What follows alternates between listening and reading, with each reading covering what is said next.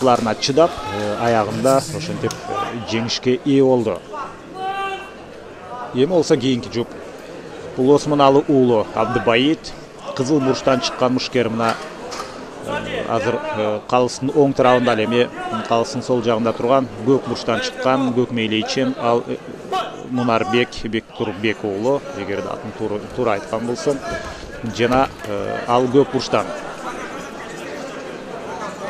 Булардын салмагы албетте буга чейинкилерге караганда бир аз оорураак, ошондуктан булардын беттеши кызыктуураак көрүнөт. Жана чү дегенде эле экөө тең чабуулдан баштады.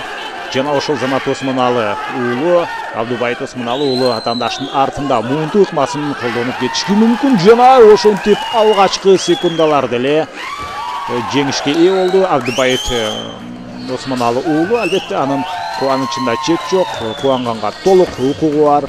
Жада калса милдеттүү десек болот, анткени мындай эрте жеңишке жетүү бардык эле мушкердин колунан келе бербейт. Мунарбек Бектурбек уулунда толугу менен өзүнүн талантын, өнөрүн тартуулаганга дагы убакыт болбой калды.